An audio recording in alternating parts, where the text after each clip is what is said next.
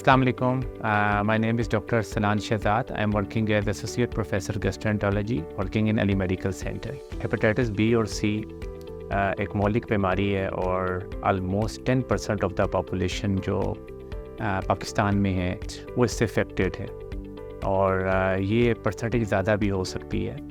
एक पीला जरकान होता है जिसे हेपेटाइटिस ए और ई कहते हैं और एक काला जरकान होता है जिसे बी और सी कहते हैं और इसके साथ इसी की किस्म होती है डी। जिन लोगों को हेपेटाइटिस बी होता है उनके साथ हमें ये टेस्ट कराना पड़ता है। जो हेपेटाइटिस ए और ई होता है जिसे आसान लफ्ज़ों में जैसे मैंने आपको बताया पीला जरकान कहते हैं, ये अमूमन 2 से 4 हफ्ते के लिए बीमारी होती है जिसमें मरीज़ की आंखें पीली हो जाती हैं, भूख ख़त्म हो जाती है, उल्टियाँ आती हैं।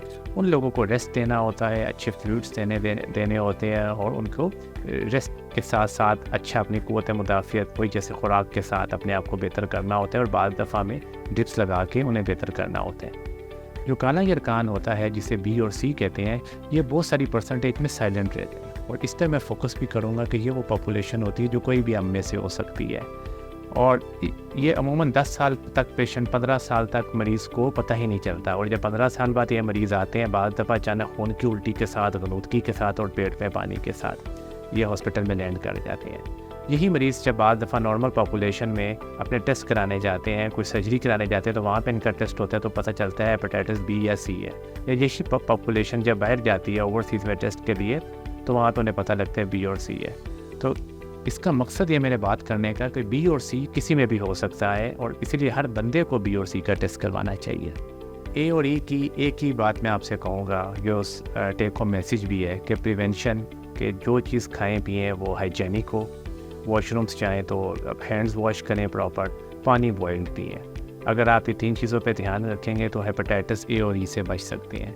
और हेपेटाइटिस बी और सी के बारे में मैं आपको ये कहूँगा कि कोई भी नीडल्स जो यूज़ करें वो डिस्पोजेबल करें। जब बार्बर शॉप पे जाएं तो जो ब्लेड है वो हाइजेनिक यूज़ होना चाहिए। कोई भी टैटू बनवाएं तो मुस्तनद जगह से बनवाएं। कोई सर्जरी कराएं, कोई एंडोस्कोपी करवाएं तो प्रॉपर स्टरलाइज जगह से करवाएं। इसी तरह जब ब्लड ट्रांसफ्यूजन कराएं तो ब्लड उन जगह से लें जो मुस्तनद हो, जो स्क्रीन शुदा ब्लड हो। तो ये इसकी प्रिवेंशन है। पाकिस्तान में बिला वजह इंजेक्शंस लगाने या रीयूज सिरिंजेस की वजह से हेपेटाइटिस बहुत तेज़ी से फैल रहा है।